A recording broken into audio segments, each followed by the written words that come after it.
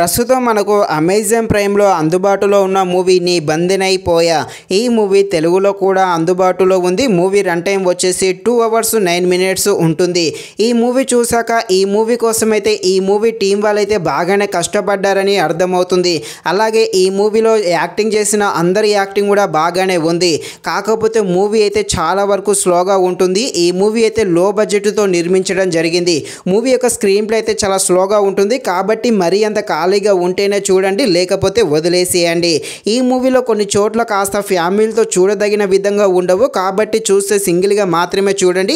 కాకపోతే మరీ అంత ఓపెన్గా చూపించరు. కాకపోతే కాస్త ఇబ్బంది పెట్టే విధంగానైతే సీన్స్ అయితే ఉండడం జరిగింది. ఒకవేళ చూస్తే సింగిల్గా మాత్రమే చూడండి. ఈ మూవీ క్రైమ్ థ్రిల్లర్గా సాగుతుంది. థ్రిల్లర్గా ఉండే ఈ మూవీ ఎలా ఉందో అనే విషయం తెలుసుకునే ముందు ఇంకా ఎవరైనా మన ఛానల్ని సబ్స్క్రైబ్ అండ్ లైక్ చేయకుండా ఉంటే తప్పకుండా మన ఛానల్ని సబ్స్క్రైబ్ అండ్ లైక్ చేసి కాస్త నాకు సపోర్ట్ చేసేయండి.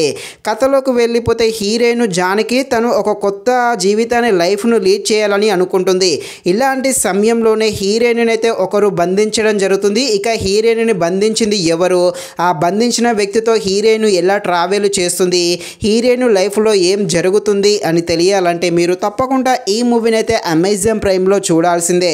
అవసరం లేదు ఫ్రెండ్స్, మూవీ అయితే చాలా వరకు స్క్రీన్ ప్లే అనేది చాలా స్లోగా ఉంటుంది. కాబట్టి మూవీ అయితే చాలా వరకు బోర్ కొడుతుంది.